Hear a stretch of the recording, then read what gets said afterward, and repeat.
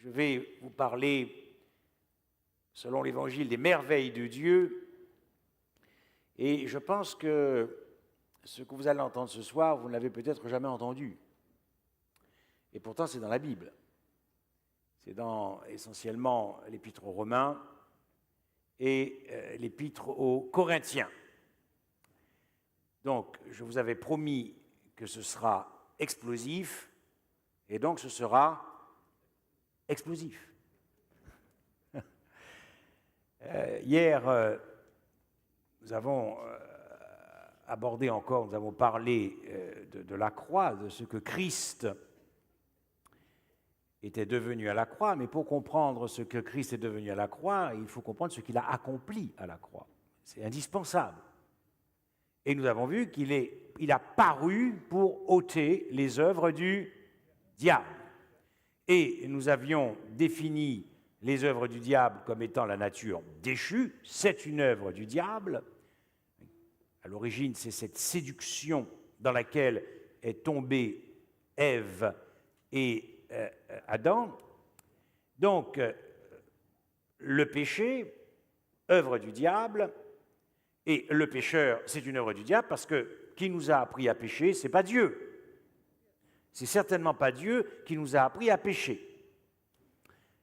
Donc, nous avons vu que pour détruire les œuvres du diable, il fallait qu'il puisse les engloutir en lui et dans le tombeau, dans l'ensevelissement, puisqu'il s'agit de détruire les œuvres du diable. Dans l'ensevelissement.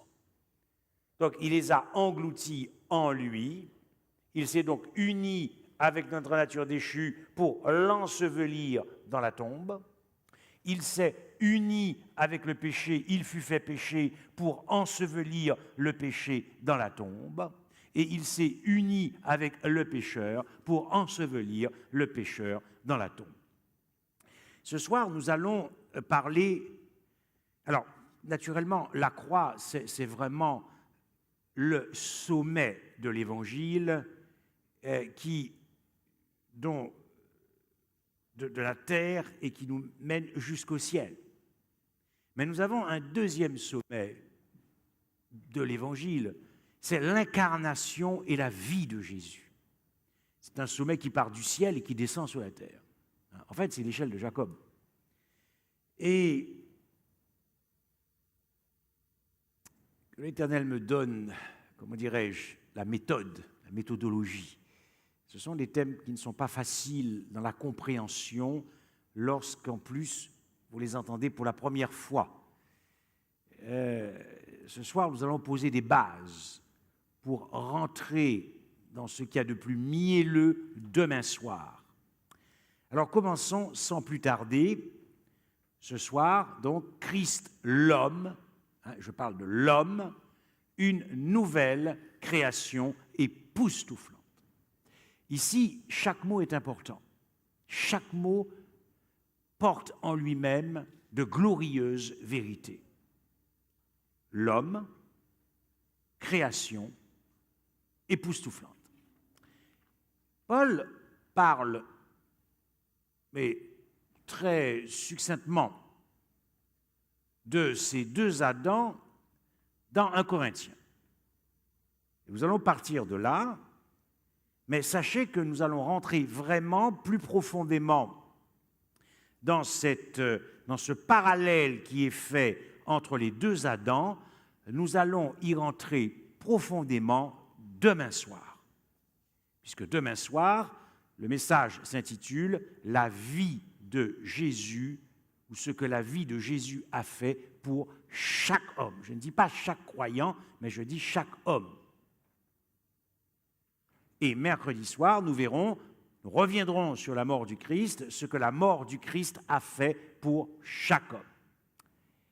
Ici, observez bien, le premier homme, Adam, devint une âme vivante. Jusque-là, c'est clair, il n'y a pas de problème. Le dernier Adam, et ça c'est une bombe atomique, ça c'est la dynamite, parce qu'il faut se mettre à la place de Paul lorsqu'il va recevoir cette révélation de Jésus-Christ. Parce que si tu ne reçois pas une révélation de Jésus-Christ, ça ne peut même pas venir à ton esprit qu'il y a un second Adam quand tu as compris tout ce que nous devons comprendre déjà dans le premier Adam. C'est une bombe atomique. Quand vous lisez ça, c'est une bombe atomique. Donc, Paul parle de l'excellence de la connaissance de Jésus-Christ qu'il y a eu. Et là, il nous dévoile cette connaissance. Donc, nous apprenons ici qu'il y a 2 Adams. Et en plus, on insiste, le dernier Adam, Paul veut dire qu'il y a 2 hommes qui ont marqué l'histoire de la race humaine. Il ne parle que de 2 hommes. J'accélère pour revenir en arrière. Soit au retour du Christ, nous sommes trouvés dans le premier Adam, dans l'histoire déchue du premier Adam, ou soit nous sommes trouvés dans le second Adam. Finalement, pour Dieu, dans le plan de la rédemption, pour Dieu, il n'y a que 2 hommes, en quelque sorte, qui ont existé. 2 hommes, 2 destinées, 2 histoires, 2 races. À vous de choisir. Le premier Adam, et boum, Paul nous dit, mais il y a un 2e Adam, et il qualifiera ce 2e Adam de dernier Adam, puisque toujours dans 1 Corinthiens 15, verset 47, le premier homme est tiré de la terre, est terrestre, et le second homme est du ciel. Je reprends le texte, c'est pourquoi il est écrit. Le premier homme, Adam, devint une âme vivante. Bien. Ça, c'était écrit dans la Genèse. Mais le dernier Adam est devenu... Ça, c'est Paul qui écrit ça. Parce que vous ne trouverez nulle part ailleurs que dans les épîtres de Paul cette révélation. Le premier homme tiré de la terre est terrestre, le second homme est du ciel. Alors, naturellement, quand vous avez ce verset qui vous éclate en pleine figure, la question que nous devons nous poser est la suivante. Sur quoi est fondé ce parallèle? Sur quoi est fondée cette correspondance, cette comparaison, cette connexion? Sur quoi est fondée cette typologie? Demain soir, je le répète, nous allons véritablement entrer dans le passage de Romains 5, qui est le seul passage dans la Bible qui parle vraiment de cette typologie, de cette correspondance, de cette comparaison, de cette connexion, de ce parallèle entre les 2 Adams. Pour les Hébreux et dans l'Ancien Testament, et nous verrons demain soir des textes pour soutenir cela, ce qui fonde ce parallèle, c'est le principe de ce qui est appelé l'identité corporative. Et moi, j'ajoute identité corporative universelle. Ou alors la solidarité corporative. La solidarité corporative universelle. Qu'est-ce que ça veut dire que ce concept que nous allons voir demain soir dans l'Ancien Testament? Cela signifie, puisqu'on parle de principe donc d'identité corporative, de la même manière que nous avons vu hier soir, avant-hier soir, que la mort du Christ est une mort corporative, puisque Dieu a vu tous les hommes mourir en Christ. Peut-être que vous ne vous souvenez plus de ces versets. Dans Jean 12, versets 31 et 32, « J'attirerai tous les hommes à moi. Si un seul est mort, donc tous sont morts. » Le Corinthiens 5, verset 14. Et puis, naturellement, d'autres versets. Donc, la mort du Christ est une mort corporative. Dieu m'a vu mourir dans la mort du Christ, et la mort du Christ accomplit ma mort, puisque, en tant que pécheur, œuvre du diable, je dois aller dans le tombeau. Donc la mort du Christ accomplit la mort de Frédéric Michel. Il en est de même de la vie du Christ. La vie de Jésus, c'est la vie de tous les hommes en Christ. Ça, c'est de la bombe atomique. Parce que lorsque nous approfondissons ça, ce n'est que du bonheur qui va subjuguer ton cœur. Si la mort du Christ est la mort de tous les hommes, on appelle ici cette mort corporative, alors la vie de Jésus c'est la vie de tous les hommes en Christ. Cela se passe en Christ. Bien, c'est ça, cette identité. Donc, le mot même Adam en hébreu, Adam, humanité, signifie que lorsque Dieu crée Adam, il crée tous les hommes en un seul homme. D'ailleurs, le souffle de vie en hébreu, neshama pour souffle, la vie que nous avons dans nos versions est au singulier. Mais dans l'hébreu, le mot vie est au pluriel. C'est-à-dire qu'il n'a pas mis en Adam un souffle de vie, mais un souffle des vies. Un souffle des vies. Bien. Donc, nous avons tous été créés en Adam. Il en sera de même pour Christ, car il est le second Adam ou le dernier Adam. Il faut établir le parallèle. En quoi il y a un parallèle entre ces deux Adams? Bien. Lorsque nous approfondirons cela demain soir, nous allons nous apercevoir que dans cette identité corporative, que ce que le premier Adam a fait a impacté la race humaine. Ce que le premier Adam a fait a affecté la totalité de la race humaine, c'est-à-dire la totalité des hommes, croyants comme incroyants. Dans la race humaine, il n'y a pas que des croyants, sinon il n'y a pas de race humaine. La race humaine, c'est la totalité des hommes. De même, puisque Christ est le second Adam, ce qu'il a fait a impacté la race humaine. Ce qu'il a accompli a affecté la totalité de la race humaine. Le premier Adam a entraîné avec lui la race humaine. Il en est de même aussi du second Adam qui entraîne avec lui. C'est ça le parallèle que Paul va approfondir dans Romains 5 que nous verrons demain soir. Autrement dit, le juif comprend ça très bien. Je ne vais pas revenir sur la conversation virtuelle que nous avons eue quelques jours avec un rabbin, n'est-ce pas? Mais disons que les juifs comprennent ça très bien, ce concept de solidarité. Pour vous donner déjà une idée par rapport à demain soir, c'est que lorsque Abraham a payé la dîme donc, à Melchisédek, Paul nous dira que c'est comme si les Lévites étaient dans les reins d'Abraham et payaient la dîme à Melchisédek. C'est ça, nous étions tous dans les reins du Christ, puisque les Lévites étaient loin d'être nés quand Abraham, mais Dieu a vu les Lévites dans les reins d'Abraham. Il en est de même pour Rebecca, lorsqu'elle avait 2 enfants qui se battaient dans son ventre, Dieu a vu 2 nations. C'est ça, ce principe de solidarité. Donc nous étions tous inclus dans les reins du premier Adam, nous étions tous contenus, incorporés dans les reins du premier Adam. Il en sera de même aussi pour le second Adam, qui est le dernier Adam. Ce qui subjugue et ce qui fascine les cœurs, c'est que le premier Adam, qui représente l'humanité, la race humaine en hébreu, est le père de l'humanité. Il en sera aussi de même pour Christ. Le premier Adam a été le chef de l'humanité. Il en sera aussi de même pour Christ. Car il nous faut bien trouver un parallèle entre ces deux Adams.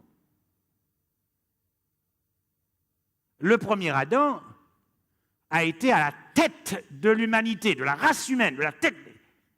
Il en sera de même aussi pour Christ, deuxième Adam, ou le dernier Adam.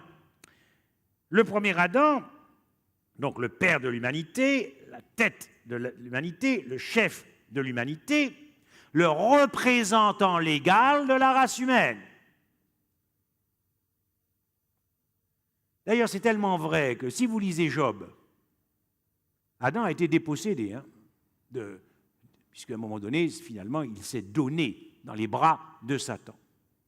Lorsqu'il y avait des comités d'église dans le ciel, où on invitait les représentants des autorités de domination des autres êtres célestes, l'assemblée, conférence générale devant Dieu, il y avait des délégués. Qui aurait dû représenter la terre? C'était Adam. Mais qui l'envoyait dans le ciel? Lucifer. Donc, lorsque Adam est créé, il est le représentant légal de la race humaine. Il en sera aussi de même de Jésus-Christ. Le premier Adam est le premier-né de notre race, le premier-né de la création. Il en sera de même aussi né d'une femme. Le premier Adam est le commencement de notre race. Et là, on commence à rentrer dans la bonne nouvelle. Vous allez voir ce soir. Bien, je continue. Il faut que j'aille gentiment, doucement, parce que si je vais trop vite, je risque de vous perdre. Le second Adam est aussi le commencement d'une nouvelle création. Voilà comment on peut établir le parallèle entre les deux Adams, la correspondance entre les deux Adams, la comparaison entre les deux Adams, la connexion entre les deux Adams. Alors, si nous revenons à notre texte, dans 1 Corinthiens 15, Adam représente la race adamique, qui a été tirée de la cendre, qui vient du terrestre, a été tirée de la poussière, de la cendre, de la poudre et de l'argile rougeâtre.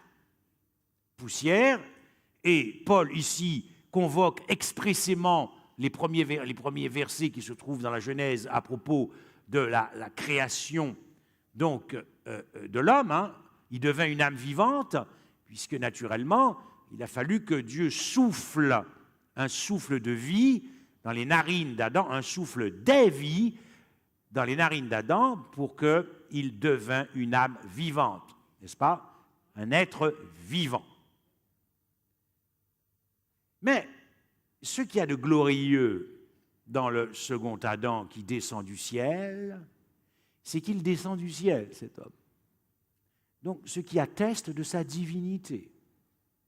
Ça, c'est le premier élément qui atteste que ce second Adam est divin.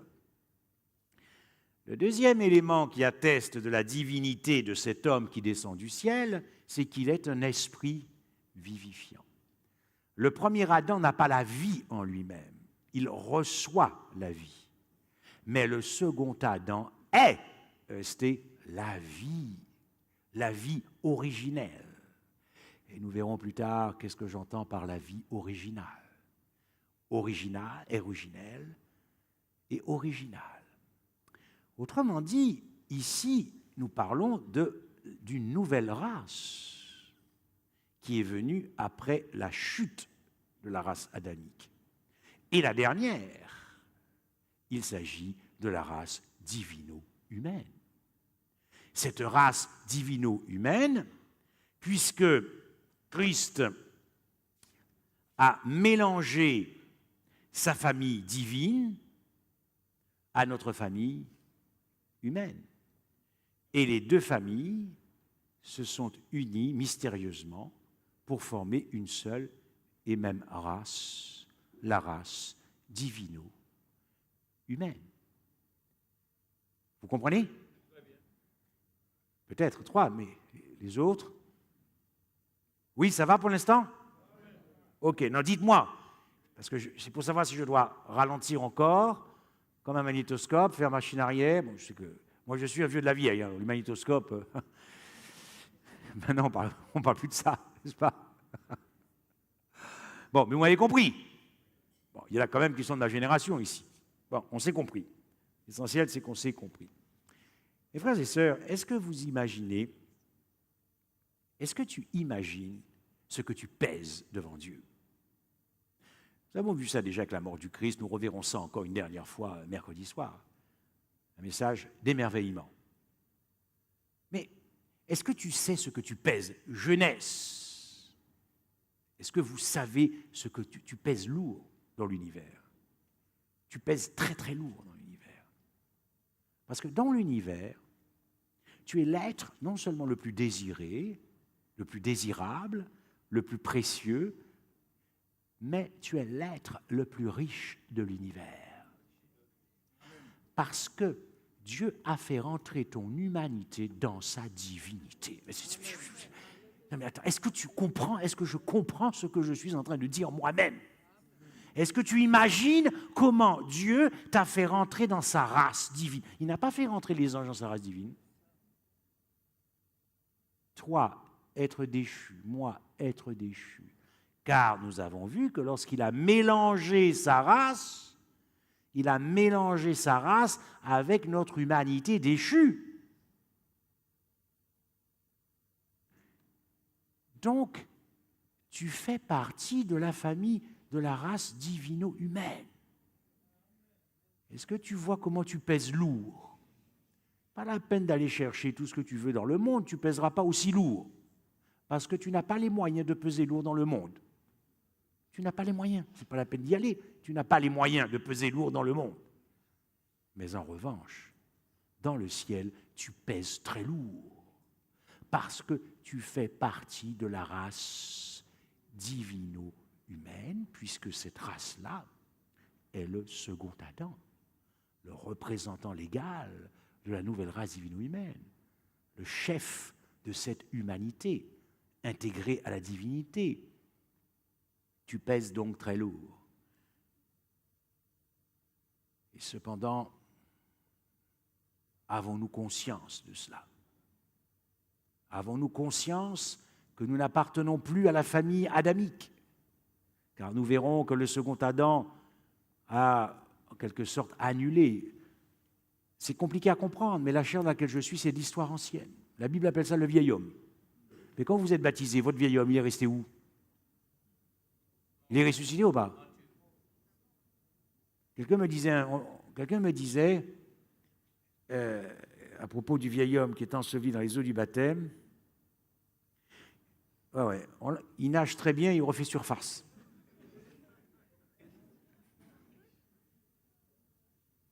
Mais pour Dieu, c'est terminé. C'est de l'histoire ancienne. C'est fini. C'est comme quand les jeunes disent, quand tu n'es plus à la mode, là, t'es pas comment on dit, c'est quoi les expressions? T'es has-been ou quoi d'autre? T'es pas Jones, t'es has-been, c'est quoi les expressions ici? Pour dire que t'es dépassé, t'es pas... Non, mais périmé, ça c'est trop français. C'est trop français, mon vieux. Nous sommes entre nous. Quand on a dit? Qu'est-ce qu'on a dit? Ou pas d'ambitin là? Ou pas d'ambitin là? Bon, on va dire ça comme ça. Ou pas d'ambitin là. C'est fini. D'accord? C'est fini. Et nous verrons comment nous pouvons, à travers ça, comprendre l'expérience de la justification par la foi. Parce que nouvelle naissance, nouveauté de vie. Ouais, mais tu es en train de parler de la race divino-humaine. Oh là! Si tu nouvelle naissance, ta première naissance, c'est dans la race adamique. On te parle de nouvelle naissance. Dans quoi? Dans quelle famille tu es né? Dans quelle famille tu es né? Quand on vous fait des études bibliques sur il faut naître de nouveau. Mais dans quelle famille tu nais de nouveau? Ta première, oui, je sais, c'est la famille adamique. Mais la deuxième, c'est qui? La race divino-humaine. Et nous allons voir les implications que cela a dans l'expérience de la justification par la foi. Et là, ça devient, c'est bon, c'est très bon. Ok, entrons un peu plus maintenant. Entrons un peu plus dans les choses. Alors, ok. Car nous sommes son ouvrage, ayant été créés en Jésus-Christ. Quand tu as un texte comme ça, qu'est-ce que tu en fais? Moi, ça fait 8 ans que je suis dessus. Et je ne suis pas encore arrivé au bout. Je ne sais même pas si j'ai commencé à entrer dedans. Je ne sais même pas si je suis commencé. Ça fait 8 ans que je suis sur terre, avec d'autres textes, naturellement. J'ai l'impression que quelquefois, quand je découvre une lumière, j'avance d'un pas, mais c'est tellement profond que j'ai l'impression que j'ai fait 3 pas en arrière. Que faisons-nous de ces textes si vous voulez tomber amoureux de Jésus? Avez-vous envie de tomber amoureux de Jésus? Bien sûr. Alors, réjouissez-vous dans l'étude de la parole. Jésus est dans la parole. Tu veux être amoureux de quelqu'un? Va dans la parole. La foi vient de ce que l'on entend. Tu veux la foi? Va dans la parole. Tu veux être amoureux du Christ? Va dans la parole. Car cet évangile qui est prêché ici depuis 15 jours, à ma connaissance et dans ma propre expérience personnelle, je l'ai dit tout à l'heure, c'est le seul évangile qui déblinde nos cœurs de pécheurs. J'aime bien ça, déblinder le cœur. déblinder le cœur du pécheur. C'est le seul évangile qui met de la chaleur dans la froideur ou la tiédeur de ton cœur. C'est le seul évangile qui te donne dans la résolution de cœur de ne pas te laisser dominer par les pulsions et les passions de la chair. Je ne connais qu'un seul évangile, c'est celui qui a été prêché ici, dans cette église, depuis bientôt 15 jours. Ce n'est pas le sabbat qui m'a empêché, comment dirais-je, de dire non aux passions et aux pulsions de ma chair, sinon je n'aurais jamais abandonné Christ. Ce n'est pas ma compréhension de l'Apocalypse, ce n'est pas ma compréhension de la prophétie. Tout ça a été englouti par la puissance des pulsions et des passions de la chair. Mais quand tu découvres le cœur de Dieu, parce que la question est de savoir qu'est-ce qui est plus séduisant, plus jouissif, Dieu ou ma chair? Dieu ou les passions de ma chair? Dieu ou les pulsions? On se comprend. Nous sommes faits de la même pâte. Quelle est la loi la plus forte? D'après vous, Christ a triomphé parce qu'il gardait le sabbat? Vous pensez vraiment que Christ a triomphé du péché parce qu'il gardait le sabbat? Vous pensez que Christ a triomphé parce que c'est le plus grand des prophètes? Vous pensez vraiment que Christ a triomphé, n'est-ce pas, parce qu'il contemplait les bêtes et les cornes dont il a donné la révélation à Jean? Vous croyez vraiment que c'est ça qui l'a fait triompher? Non, Paul te dit qu'est-ce qui l'a fait triompher? Car la loi est affranchie, c'est la loi de l'esprit de vie, l'agapé, qui m'a affranchi, ça c'est l'expérience du Christ, de la loi du péché. Il y a deux lois qui sont en lutte. Deux lois. Ce n'est pas doctrine contre doctrine, c'est deux lois. Or, la loi du péché ne peut pas être vaincue simplement par ton entendement ou ton intelligence. La loi du péché ne peut être vaincue que par la loi de l'amour. C'est pour ça que la divinité a injecté du divin dans notre humanité déchue. Et en injectant du divin, ça a donné. Ça a donné devant l'univers. Et ça a donné puissamment, puisque ainsi Christ a démontré que la loi de l'agapé est plus forte. Amen. Si tu mets la loi du péché contre les doctrines adventistes, tu es vaincu. Parce qu'il faut une loi pour lutter contre une loi. Une loi. Mais attention, l'amour se réjouit de la vérité. Mais ce que je veux dire par là, c'est que Christ lui-même, quand tu observes sa vie, est-ce que tu crois que c'est parce qu'il gardait le sabbat qu'il a vaincu Satan et la loi du péché qu'il ressentait dans sa chair? Mais pas du tout. La prophétie qu'il a donnée en révélation à Jean? Mais pas du tout. Qu'est-ce qui a fait triompher Christ? L'agapé. L'agapé. L'agapé. C'est-à-dire tout ce qui nous manque.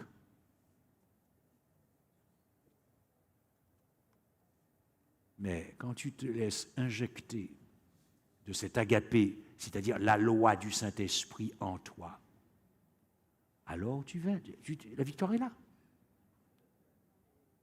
Une loi ne peut être neutralisée que par une autre loi. Il faut une loi pour contrôler et dominer la loi du péché. C'est une loi qu'il nous faut. D'ailleurs, c'est ce dont Paul parle dans Romains 7. Il dit, je vois une loi dans mes membres et je vois son entendement. Le problème, c'est que dans Romains 7, il parle de son entendement, de son intelligence. Il ne parle pas du Saint-Esprit. C'est pour ça qu'il est vaincu. Le Saint-Esprit est complètement absent dans ce passage de Romains 7 où il dit « je veux faire le mal, je veux faire le bien, mais je fais le mal, moi. » C'est-à-dire sans le Saint-Esprit. D'ailleurs, le grec dit sans, moi seul, séparé de l'Esprit. Bon, je reviens ici à l'essentiel. Créé en Christ. Donc, qu'est-ce que ça veut dire? Qu'est-ce que ça veut dire que nous avons été créés en Christ, le second Adam, en lui, dans ses reins, contenu en lui, englobé en lui.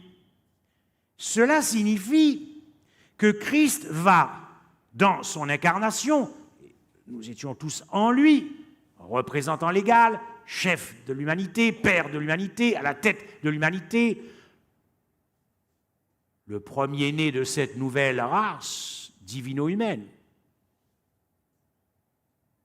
et le commencement d'une nouvelle création, cela signifie qu'il va constituer une nouvelle humanité en lui. Mais qu'est-ce que je veux dire par une nouvelle humanité en lui? C'est que cette humanité-là, elle se mêle à la divinité. C'est pour ça qu'elle est nouvelle. Mais c'est une autre humanité déchue. Et vous allez le comprendre tout de suite. Parce qu'il faut que l'amour fasse ses preuves. Dans une humanité non déchue, elle n'a pas besoin de faire ses preuves. Mais c'est dans une humanité déchue qu'elle doit faire ses preuves. Donc, en créant une humanité en lui-même, une nouvelle parce qu'elle est mélangée à sa divinité, Christ va opérer une reprise, une prise en main, une reprise de la totalité de notre humanité dès la chute.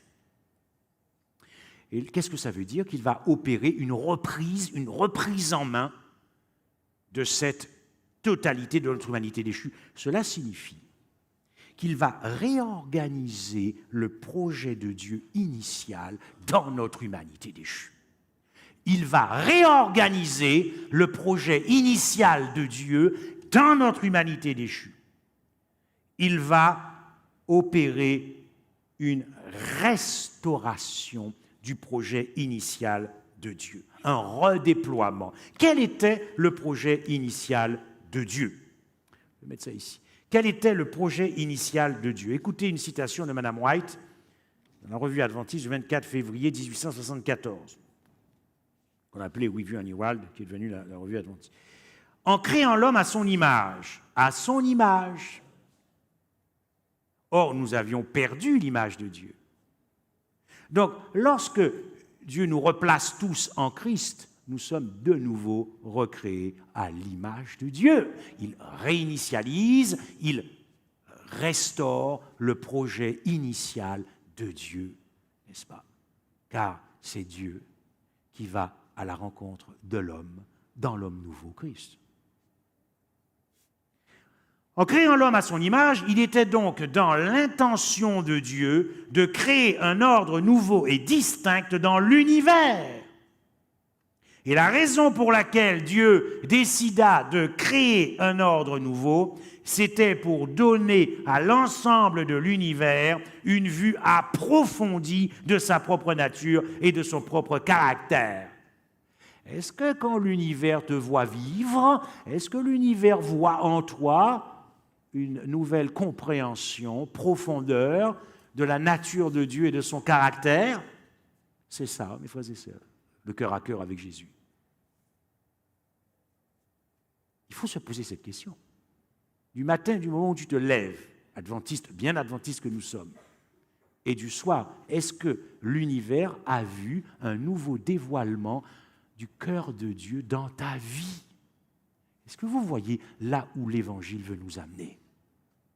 Si vous croyez que l'Évangile, c'est faire simplement des membres adventistes du 7e jour, alors l'Évangile a échoué.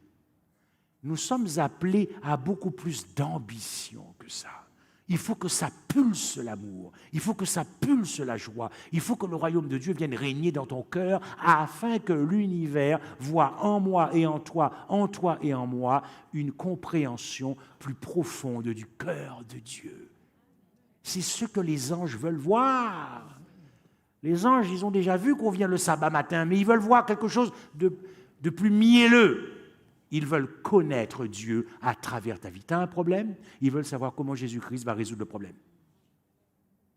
Si tu te mets à paniquer, ils n'ont pas connu Dieu.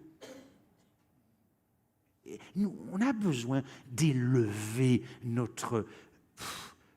ton ambition avec Dieu. Qu'est-ce que tu veux de Dieu? Qu'est-ce que tu attends de Dieu? Si c'est juste pour être sauvé, tu es à côté de la plaque, mon ami. Tu es à côté de la plaque. Parce qu'il ne se passera rien de juteux dans ton existence. C'est ça qui est bon.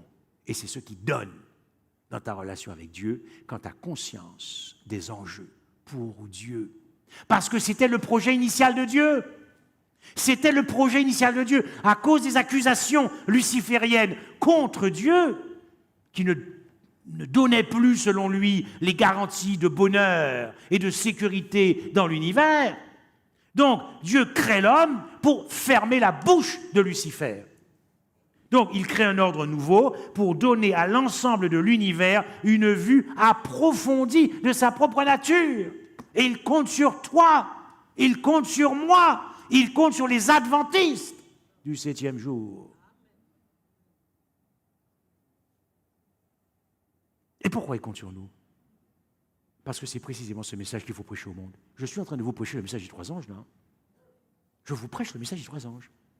Cet évangile éternel, vous voyez qu'on est loin des bêtes et des cornes. Il ne s'agit pas de présenter au monde une vue approfondie sur Satan. Ça n'intéresse pas les anges, ça. Prêchez la bête, prêchez la marque. Vous êtes en train de donner quoi? Une vue approfondie sur le caractère de Satan. Tu n'as pas été créé pour ça. Tu as été créé pour montrer une vue approfondie de Dieu. Ne te trompe pas de cible quand tu prêches l'évangile. Ne te trompe pas de cible. Qui veux-tu glorifier? À qui veux-tu rendre gloire?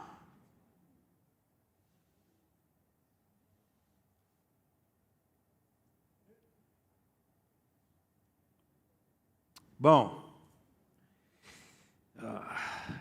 Que l'univers ait une grande compréhension du caractère de Dieu. L'univers n'a rien à faire d'avoir une compréhension du caractère de Satan. Ça n'intéresse pas l'univers. Ça n'intéresse pas l'univers, puisque l'univers est resté, les êtres sont restés fidèles à Dieu dans une très grande majorité.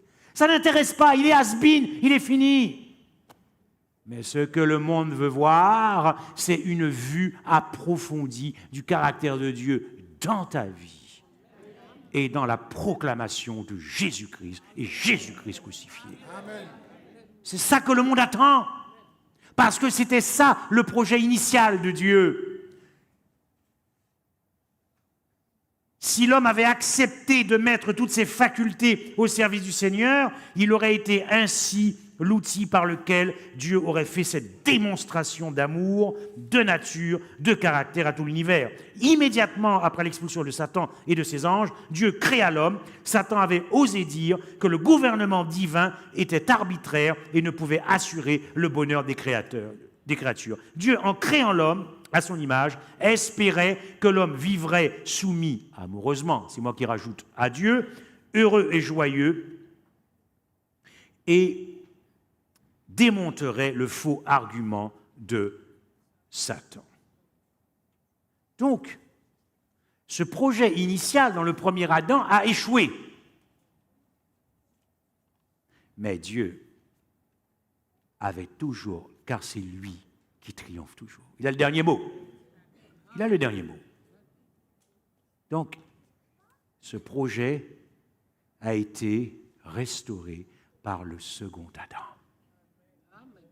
Et nous étions tous en lui, de la même manière que nous avons tous été créés dans le premier Adam. Ça, c'est fort, ça. Et donc, Dieu a dit à son fils, tu vas restaurer le projet initial car tu es toi-même maintenant devenu un homme. Mais tu ne vas pas le restaurer et le réorganiser dans une nature avant la chute. Tu vas aller me restaurer ce projet dans la forteresse même de Satan, l'humanité déchue. Ah! Ça, c'est costaud, ça. Ça s'appelle la dynamite de l'Évangile. Il y a de la puissance dans l'Évangile. Il y a de la puissance dans l'Évangile. Quand j'entends les gens qui disent, de toute façon, on va pécher, etc. Mais dans quelle humanité, dans quelle famille tu es pour parler comme ça? Après, c'est une question de foi. Mais laissez-moi rêver. Pourquoi vous voulez ôter ma joie? Peut-être pas d'accord, mais n'enlève pas ma joie. Parce que moi, j'appartiens à une famille divino-humaine. Et il n'y a que de la victoire là-dedans. Quand il y a des adventistes qui doutent, ça se dispute de tous côtés, mais non, on ne pourra pas, ce sera comme ça. Mais pose-toi la question, mais dans quelle famille tu es en train de parler là? C'est dans quelle famille ça se passe, ça, qu'on va continuer à appeler? C'est dans la famille adamique ou dans la famille divino-humaine? Tu es dans quelle famille? Je suis dans quelle famille? Mais quand nous parlons, est-ce que nous comprenons ce que nous disons? Est-ce que nous comprenons ce que nous disons? Vous imaginez? Tu es dans la famille divino-humaine à table et tu es en train d'expliquer à ta famille divine, on va continuer comme ça. Ils vont te dire, mais tu t'es trompé de famille, mon ami. Tu t'es trompé de famille. Dans ma famille, c'est l'agapé qui triomphe. C'est l'amour qui triomphe. C'est ça qui triomphe, l'agapé. Et c'est à la croix que l'on s'équipe de l'agapé, nulle part ailleurs. Si vous voulez être équipé de l'agapé, si je veux être équipé de l'agapé, c'est à la croix. Nulle part ailleurs. Et la première chose qui s'est opérée dans le baptême du Christ, en réinitialisant le projet, c'est qu'il a redonné à cette humanité qui était en lui l'image de Dieu que nous avions perdue en Éden. Dans 2 Corinthiens 5, verset 17, si quelqu'un est en Christ, le concept paulien en Christ, c'est tous en Christ, c'est la race humaine, incorporée en lui. Il est une nouvelle créature, création en grec, création. Les choses anciennes sont passées, toutes choses anciennes. C'est-à-dire tout ce qui s'est passé dans la race adamique, bazardé. La nouvelle création, c'est la race divino-humaine. Ce qui signifie que Christ va réinitialiser la nouvelle création en lui, c'est-à-dire qu'il va réinitialiser ta vie en lui. Écoutez bien. Il va ça a bugué avec Adam, le premier. N'est-ce pas? Il y a une déconnexion. Qu'est-ce qu'on fait quand la Wi-Fi, ça ne marche plus? Il faut quoi? Qu'est-ce que vous faites? On quoi? On reset, c'est ça. Eh bien, c'est ce que Christ a fait. Il a fait reset avec nous. C'est ce qu'on dit, reset. Pas cerise, hein? Reset. Il a réinitialisé la vie de Jésus, réinitialise la vie de tous les hommes en lui. En lui. La vie de Jésus va récapituler la vie de tous les hommes en lui. La vie de Jésus va résumer la vie de tous les hommes en lui. La vie de Christ va opérer une synthèse de la vie de tous les hommes en lui. Une nouvelle création, un nouveau commencement, une nouvelle refonte de l'homme en lui, une nouvelle refondation de l'homme en lui, une nouvelle recomposition de l'homme en lui, restaurer le projet initial de Dieu. Démontrer que l'agapé est le seul principe constitutionnel qui permettra à l'univers de vivre en paix pour toujours. Donc c'est l'agapé qui vient chercher l'agapé sur la terre. Et pas que des doctrines. Pas que des doctrines. Lorsque Christ opère, nous allons travailler beaucoup là-dessus demain soir, n'est-ce pas? Donc la figure d'Adam, à la fin du verset, lequel est la figure de celui qui devait venir. Bien. Donc, en opérant cette refonte, cette refondation, l'homme en Christ entre dans une nouvelle existence. Pure joie, pur bonheur, pur agapé.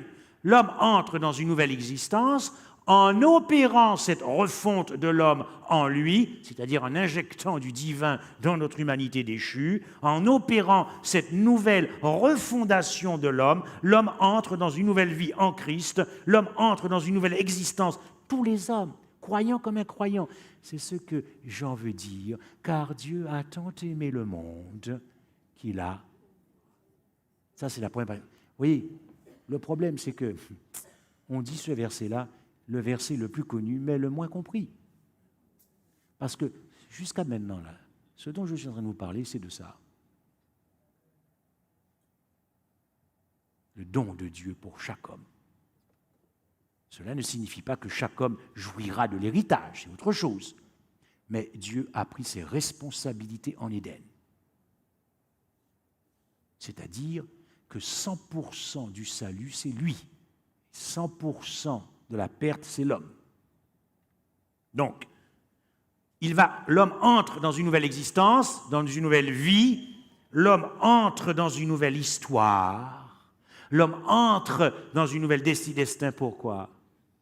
Parce que, écoute ceci, chers amis, ta vie a déjà été vécue en Christ. Ah, c'est ça la merveille de Dieu.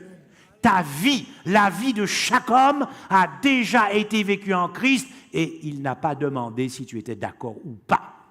Parce que le premier Adam ne t'a pas demandé si tu voulais manger du fruit. Ta vie, ça, c'est l'un des sommets de l'Évangile.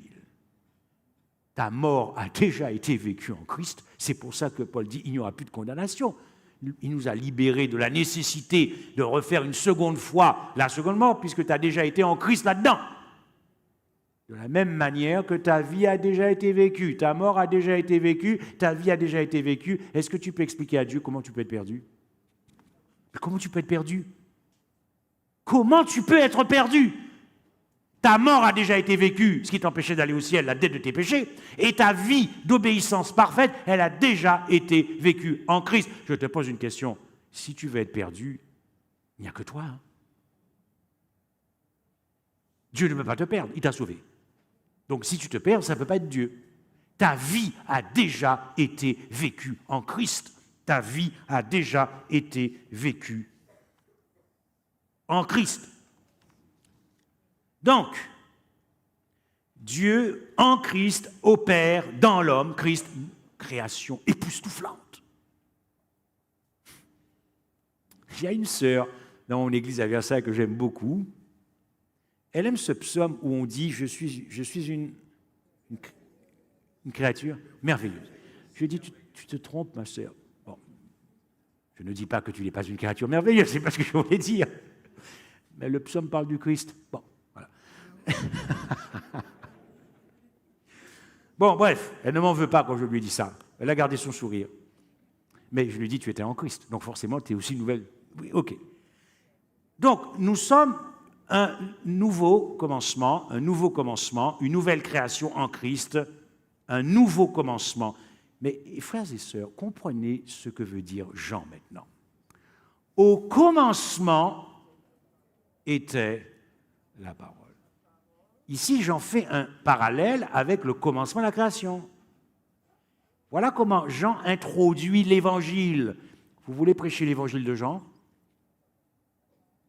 Lisez Jean. Jean a prêché l'Évangile, puisque ça s'appelle l'Évangile de Jean. Alors, si vous ne voulez pas être à côté de la plaque de l'Évangile de Jean, prêchez l'Évangile de Jean au commencement. C'est-à-dire, ici, Jean a à l'esprit qu'il s'agit ici de ce commencement de l'homme, de cette refondation de l'homme dans la race divino-humaine. Il y a un recommencement, une nouvelle création de l'homme en Christ, un nouveau commencement de l'homme en Christ. Observez bien ce que Marc dit. Commencement de l'évangile. Pourquoi d'après vous, on a ça? Ici, Fils de Dieu. Jésus-Christ, ici, il a dans l'esprit Fils de l'homme parce qu'il parle de commencement. La divinité n'a pas de commencement. Mais Christ, en tant qu'homme, a un commencement né d'une femme. Donc ici, là encore, Marc, quand il commence son évangile, comme Jean, il introduit son évangile par cette nouvelle race divino-humaine dans laquelle tout homme était. Commencement de l'évangile, incarnation, vie de Jésus-Christ, Fils de l'homme et Fils de Dieu, race divino-humaine. Commencement. Parce que Christ a réactualisé la vie de tous les hommes en lui. Nouveau commencement. Il est le premier-né de cette nouvelle création divino-humaine. C'est puissant l'Évangile. C'est puissant, mes frères et sœurs. C'est de la dynamite. C'est de la dynamite. On continue. Matthieu. Généalogie de Jésus-Christ. C'est quand même intéressant, ça. Généalogie de Jésus-Christ. Mais observez ceci. Dans Genèse 2, verset 4. Voici les origines des cieux, de la terre quand ils furent créés. Or, le mot en hébreu pour origine des cieux, c'est généalogie de la création. Donc Matthieu fait un parallèle entre la généalogie de la création qui a culminé avec l'Adam, la race adamique, et la généalogie du Christ comme commencement de cette nouvelle race et dernière race, la race divino-humaine dans le second Adam. La même chose pour Luc, Jésus avait environ 30 ans lorsqu'il commença son ministère, étant, comme on le croyait, fils de Joseph, fils d'Élie, fils d'Enoch, fils de Seth, fils d'Adam, fils de Dieu. La race divino-humaine, fils d'Adam, fils de Dieu. Mais dans toutes les généalogies d'Adam, à partir, je crois, de la Genèse 5, ce sont des généalogies à partir de la chute d'Adam. Donc Dieu réinitialise son projet dans la forteresse même de Satan, une nature déchue. Parce qu'il va mêler sa famille humaine, dans un premier temps, à son incarnation, à notre famille humaine déchue. Bien. Maintenant, je vous réserve le gâteau. Je vous réserve le gâteau. On rentre dans le dessert maintenant. Mais il y a 2 desserts ce soir. 2 desserts. Premier dessert. Cette vie que tu as déjà vécue en Christ, l'Évangile appelle ça la justice de Dieu. L'Évangile appelle ça la justice de Dieu. Romains 1, qui sait, parce qu'en lui, en Christ, est révélé l'Évangile par la justice de Dieu, par la foi de Jésus. C'est ce que dit ici Romains 1, car je n'ai point de l'Évangile, c'est une puissance de Dieu. Ah oui, parce que le projet de Dieu a abouti dans le second homme, Christ. Et nous étions tous dans les reins du Christ, de la même manière que nous étions dans les reins du premier Adam. La justice de Dieu, parce qu'en lui, en Christ, est révélée la justice de Dieu par la foi du Christ. Et pour la foi, selon qu'il est écrit, le juste, le premier Christ, vivra par la foi. Donc ce dont je vous ai parlé jusque-là, c'est la justice de Dieu dans ce projet de restauration, puisque Adam, le premier, avait échoué. Justice de Dieu, par la foi en réalité du Christ, car c'est la foi du Christ qui justifie la race humaine, ce n'est pas ma foi en Christ, pour tous, c'est-à-dire, et ceux qui croient, c'est pour la race humaine composée des croyants et des non-croyants. Cela ne signifie pas que tous seront sauvés, parce que nous allons voir quel est le lien de ce que je viens de dire avec l'expérience de la justification par la foi. Maintenant, nous entrons dans le deuxième dessert. Est-ce que vous êtes prêts? Oui. Non. Qu'est-ce que j'aime ce texte? Qu'est-ce que j'aime ce texte? Écoutez bien. C'est puissant. C'est puissant. Car un enfant nous est né, un fils nous est donné, et la domination reposera sur son épaule. On l'appellera admirable, conseiller, Dieu puissant, Père éternel, Prince de la paix. Bien. Cet enfant, incontestablement, appartient à la famille divine. Je commence doucement. Doucement. Ce qui nous dit que cet enfant appartient à la famille divine, c'est qu'il est appelé Dieu puissant. Si tu veux, Dieu tout-puissant. Ok. Cet enfant appartient donc à la famille divine. Mais cet enfant appartient aussi à la famille humaine. Et yes, cet enfant appartient à la famille humaine. Comment nous le savons? Un enfant nous est né. On l'appellera Père éternel, car il est le Père, le nouveau Père de la race divino-humaine. De la même manière que le premier Adam était le Père de la race humaine. Donc ici, nous avons 2 familles qui se sont mariées. Eh oui, 2 familles qui se sont mariées. Vous aimez les mariages? Il n'y a que toi qui aimes le mariage, alors. Nous avons 2 familles qui se sont mariées, qui se sont unies pour faire une seule et même famille. La Bible appelle ça la chair de ta chair. C'est pour ça que le mariage nous a été donné pour comprendre l'Évangile.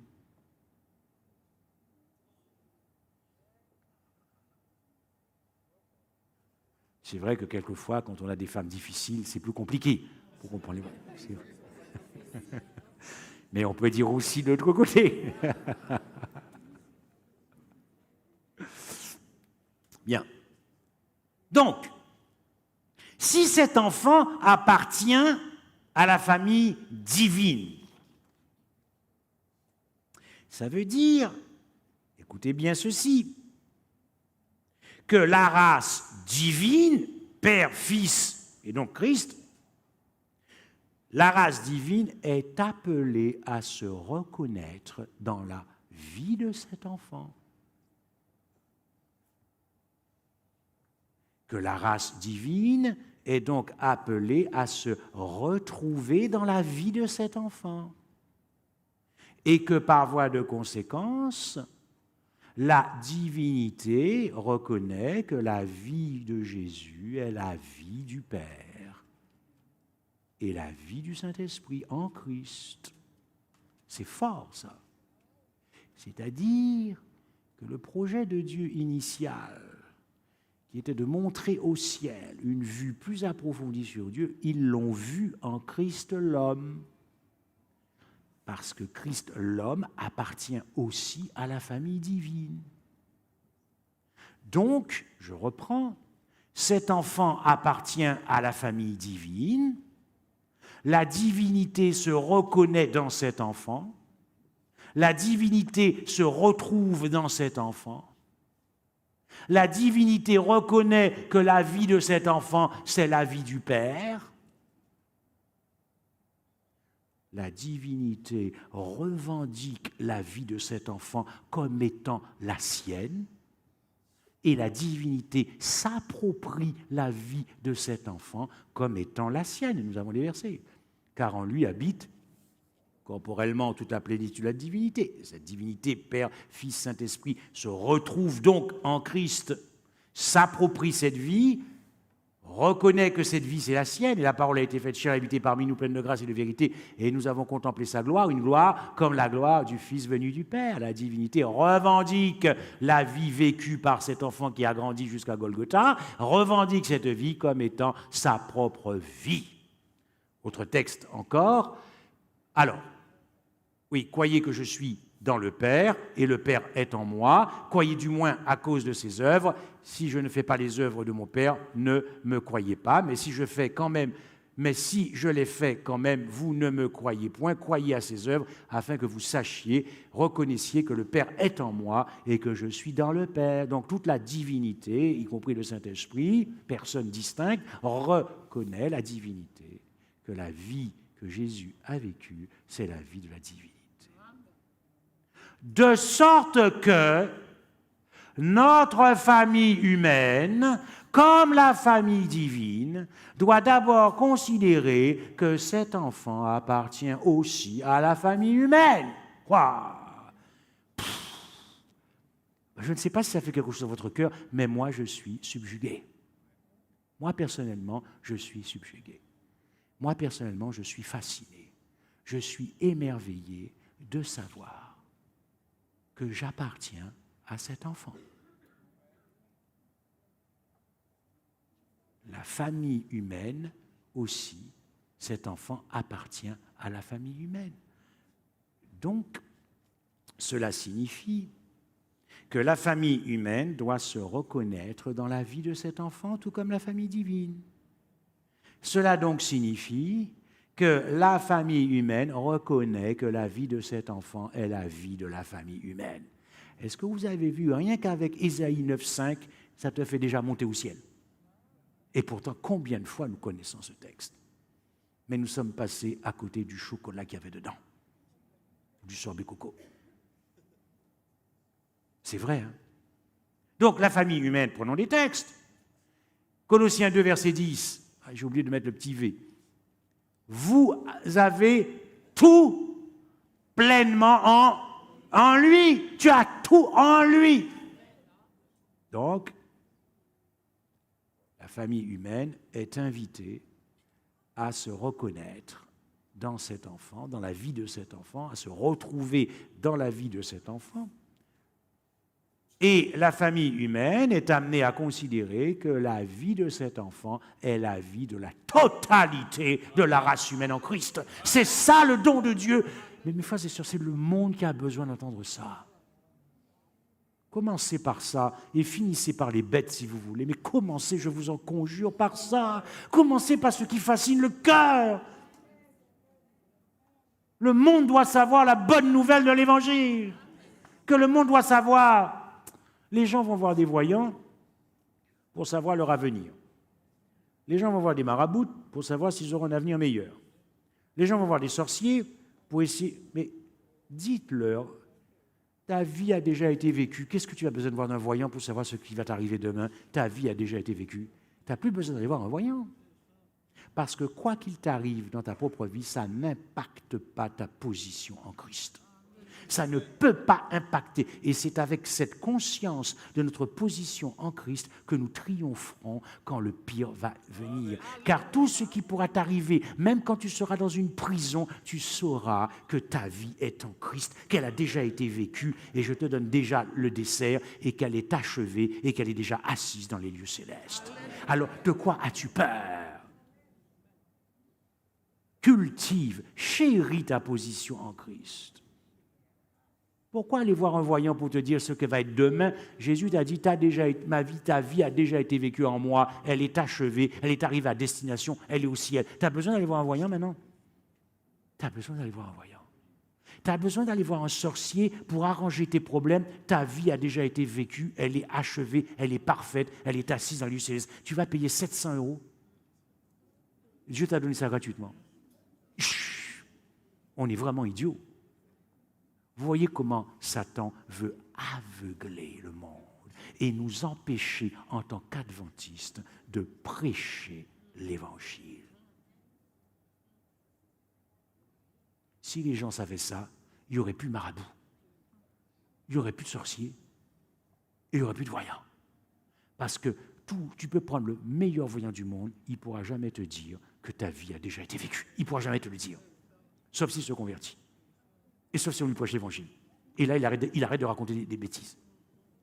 Les gens vont voir pour essayer de voir si leur avenir sera meilleur. Ton avenir a déjà été écrit en Christ.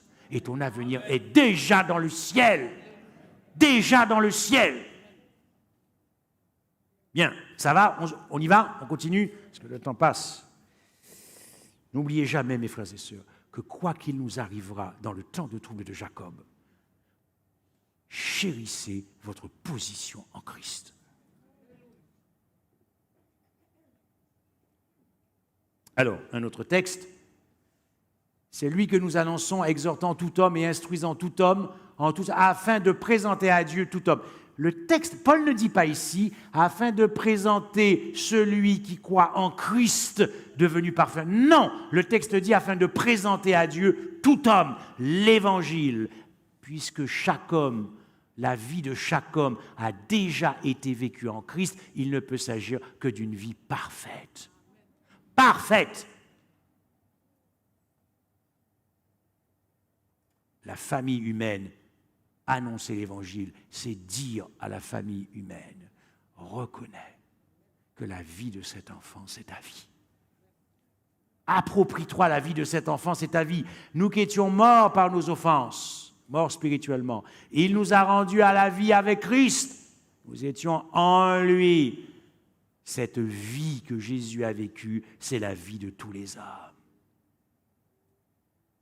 Nous avons encore d'autres textes. En lui, toujours en lui, Dieu nous a élus avant la fondation du monde, pour que nous soyons saints devant lui. Pourquoi? Puisque de toute éternité déjà, il avait été prévu que ta vie serait la vie de Jésus. Et que comme la vie de Jésus est une vie irrépréhensible, sainte, donc c'est comme si Dieu, en voyant Christ, ne voit plus que la race divino-humaine quand il voit Christ. La race déchue, le péché, tout ça, c'est terminé. Ça n'existe plus devant Dieu. Parce que Christ a réinitialisé tout ça. Et il a effacé ce qui s'est passé en Éden. Autre texte. Et c'est en lui. Vous voyez, c'est toujours en lui. Ça se passe en lui, en Christ. Que vous avez été circoncis d'une circoncision que la main n'a pas faite, mais la circoncision du Christ qui consiste dans le dépouillement du corps de la chair. Car quand Dieu met tous les hommes en Christ, la vie parfaite du Christ est la vie de chaque homme en Christ. Faisons comme la famille divine. Elle s'est reconnue dans cette vie. Elle a revendiqué cette vie comme étant la sienne. La famille humaine a le droit de dire à Dieu, je revendique cette vie comme étant la mienne. C'est l'incroyable bonne nouvelle de l'Évangile. Paul dira, vous êtes morts, car votre vie, l'original, est cachée en Christ. Ou encore, il dira, car en Christ est ma vie. L'original est une vie originelle. C'est ça, chers amis, l'incroyable bonne nouvelle. Ces deux familles ont vécu la même vie commune. C'est fou, ça, de savoir que les anges ont vu en Christ deux familles vivre la même vie. Toute la famille humaine et toute la famille divine. C'est extraordinaire, ça. Moi, je trouve ça personnellement fascinant. Non. Et donc, comme je l'ai dit tout à l'heure, puisque cette vie que tu as déjà vécue en Christ est parfaite, juste, pure, etc., elle est donc nécessairement aboutie. Et donc, elle est nécessairement arrivée à destination. Et cette destination, c'est le ciel. Tu as vu ce que Christ a fait pour toi? Il a payé ta dette, mais ensuite, il a vécu ta vie. Donc, si ce soir tu n'as pas compris à quel point il t'aime, je ne sais pas si tu pourras le comprendre un jour. Et non seulement notre vie est achevée et aboutie en Christ, mais il est allé ensevelir, il a donc, en menant sa vie, effacé, annulé notre vieille vie adamique, appelée le vieil homme, mais il ne s'est pas contenté de l'effacer et de l'annuler, il l'a aboli et enseveli dans la tombe. C'est là pourquoi Paul dit que l'ensevelissement fait partie de l'Évangile. Je vous enseignais avant tout, comme je l'avais aussi reçu, que Christ est mort pour nos péchés sur les Écritures, qu'il a été enseveli, qu'il est ressuscité le troisième jour sur les Écritures. Sur les rives du Jourdain, laisse maintenant faire qu'elle est convenable que nous accomplissions ainsi tout ce qui est juste, et Jean ne lui résista plus, et le Saint-Esprit descendit sous son corporel comme une colombe, et une voix fit entendre du ciel ces paroles, « Tu es mon fils bien-aimé », c'est-à-dire c'est toi, parce que tu fais partie de la famille divino-humaine, de la race divino-humaine. Donc, ce témoignage de Dieu, c'est pour la race humaine. Bien. Alors, me direz-vous, mon cher frère, tout ça c'est bien d'appartenir à la race. Avant d'arriver là, cette nouvelle création est donc plus glorieuse que la première. Parce que ontologiquement, l'étude de l'être, la famille humaine est distincte de la famille divine. Dans la première création adamique, la famille humaine est distincte de la famille divine. Mais dans la deuxième création, ces deux familles s'unissent en une seule et même famille. Dieu t'a fait rentrer dans sa gloire. Dieu t'a fait rentrer dans sa gloire. Dieu t'a fait rentrer dans sa gloire. Le premier Adam venait de la terre, le second Adam vient du ciel. Dans la première création, l'homme est au-dessous. Dans la deuxième création, l'homme est au-dessus. Maintenant, quand Paul dit que le premier Adam vient du terrestre et que le second Adam descend du ciel, il y a de la bombe atomique là-dedans. Tu retournes toujours de là où tu as été tiré. Donc dans notre vieille famille là, qui has-been, qui est terminée, nous sommes dans le tombeau. Mais puisque tu appartiens à la race divino-humaine et que tu es dans les reins du Christ, tu retournes d'où tu as été tiré. Et tu viens du ciel et de toute éternité.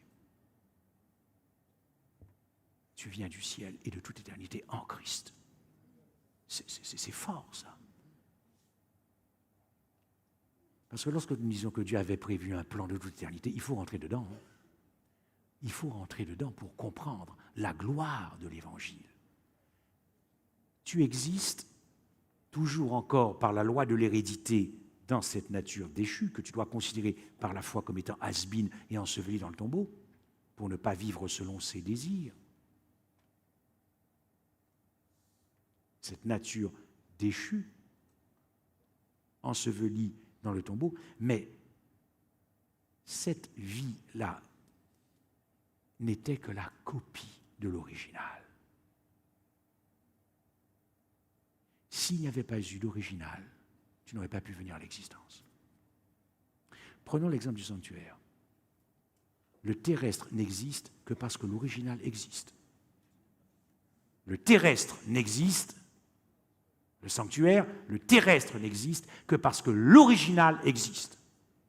S'il n'y avait pas eu d'original dans le ciel, il n'y aurait jamais eu de sanctuaire terrestre. Il en est de même pour les races, la vie. La vie que nous menons n'est qu'une copie. L'original est ta vie en Christ, l'original. Et cette vie est originelle de toute éternité. Alors maintenant, vous me direz, oui, mais quand je viens à l'existence, oui, c'est sûr, quand tu viens à l'existence, par la loi de l'hérédité, tu viens dans cette nature déchue. Mais quand tu as connu l'Évangile, et donc quand tu as compris ta position en Christ, et quand tu crois à ta position en Christ, il faut connaître sa position, ça c'est la proclamation de l'Évangile. Quand tu as compris ce que j'ai dit ce soir, ta position en Christ, et quand tu crois, qu'est-ce qui se passe? Ça s'appelle obéir à l'Évangile. Je n'ai pas dit à la loi de Dieu, j'ai dit obéir à l'Évangile. C'est-à-dire, par la foi, tu obéis à ta nouvelle identité. Et comment cela va se passer? Par l'expérience de la justification par la foi. C'est-à-dire que dans cette expérience de la justification par la foi, tu reçois le Saint-Esprit qui t'apprend à revivre la vie que tu as déjà vécue en Christ. C'est ça, la justification par la foi, c'est revivre, nous appelons ça la nouvelle naissance, c'est revivre par le Saint-Esprit. C'est aussi ça, la justification par la foi. Ce n'est pas que ça, mais c'est aussi ça. Ce que nous appelons, nous, en tant qu'adventistes, la justice impartie ou la justice qui nous sanctifie. Mais ce que je retiens, moi, c'est que le Saint-Esprit t'apprend à revivre la vie que tu as déjà vécue en Christ. Afin que nous puissions devenir ce que nous sommes déjà en Christ. Afin de devenir, toujours par la foi, ce que nous sommes déjà en Christ. Quand tu as compris ta position et que tu y crois, tu obéis donc à l'Évangile. C'est ce que Paul veut dire ici. À revêtir l'homme nouveau. Pourquoi? Parce que pour demeurer dans notre position, dans cette race divino-humaine, il faut la chérir. Il dit oui Seigneur, je veux demeurer dans cette position. Je ne la rejette pas. Je veux garder ma position dans cette race divino-humaine, dans cette famille divino-humaine. Je veux la garder, je veux la chérir, je veux la conserver.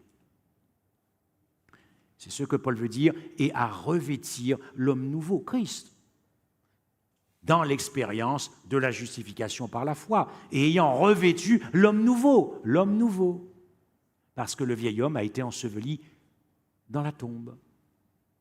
Ainsi donc, dans cette expérience de la justification par la foi, tu restes maintenu dans la famille divino-humaine. Mais tu peux très bien rejeter ta position en Christ. Si tu rejettes ta position en Christ, alors tu vas malheureusement retourner là où tu es déjà, c'est-à-dire là où a fini la race adamique, dans l'identité de la race adamique qui a fini dans la tombe. Voilà pourquoi seule une compréhension des deux Adams nous permet de mieux comprendre l'expérience de la justification par la foi.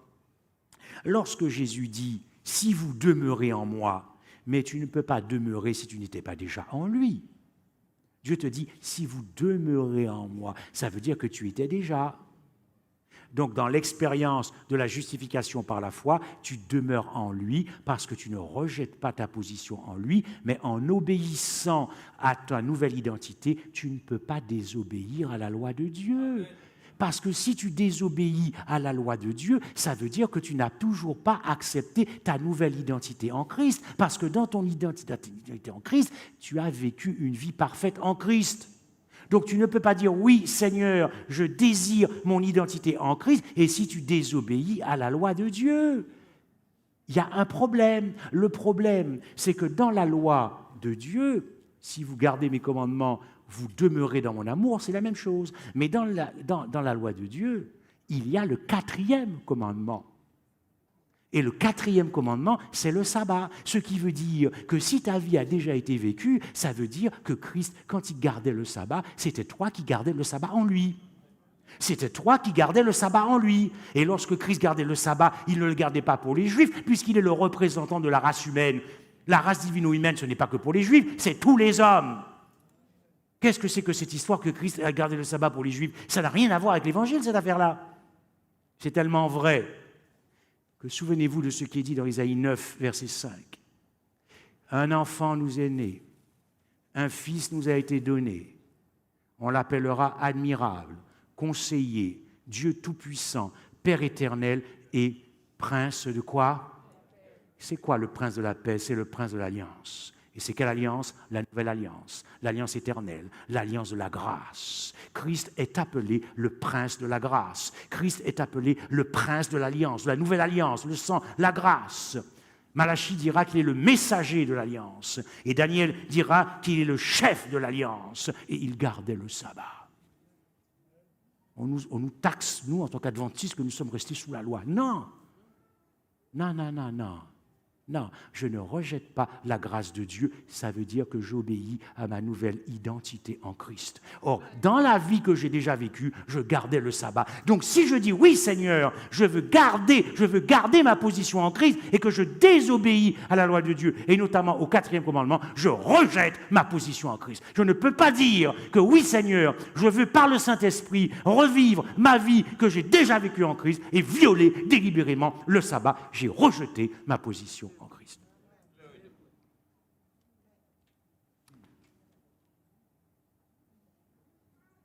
Je suis bouche bée.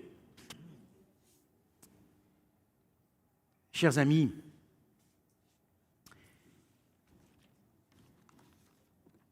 ne voulez-vous pas devenir ce que vous êtes déjà en Christ?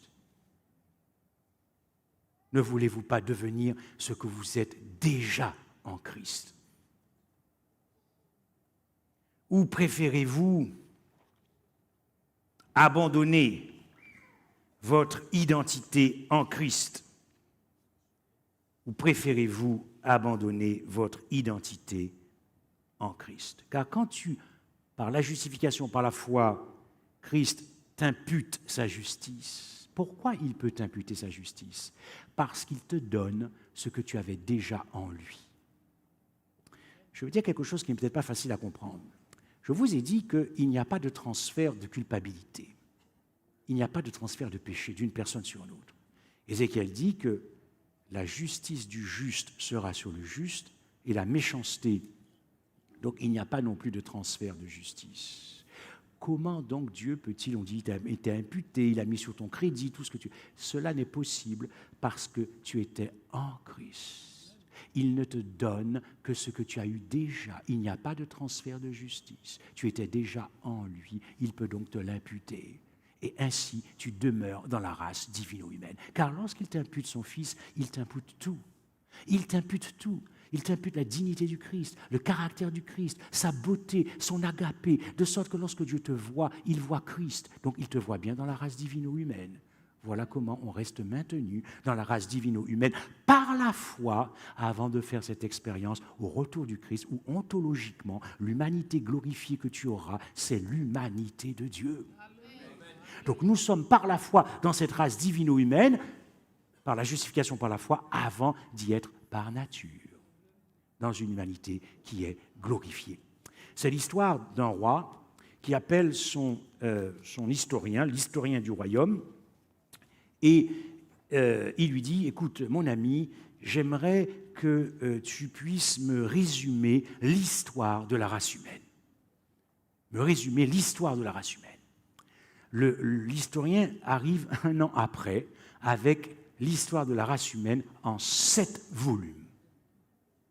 Le roi lui dit, mon ami, tu n'es pas historien du royaume pour rien, mais je n'ai pas le temps de lire les 7 volumes.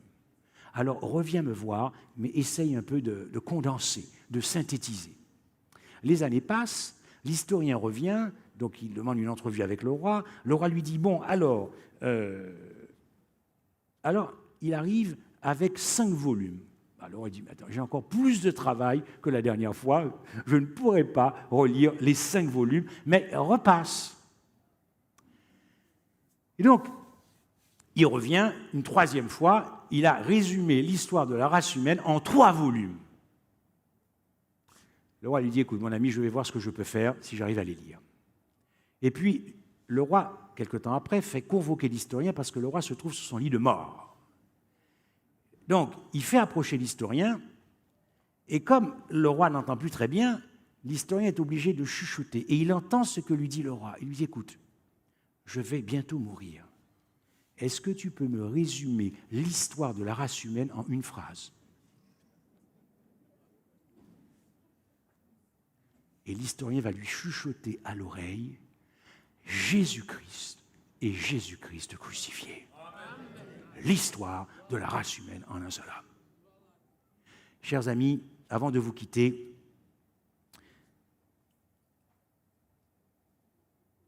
demeurez en ce que vous êtes déjà en Christ.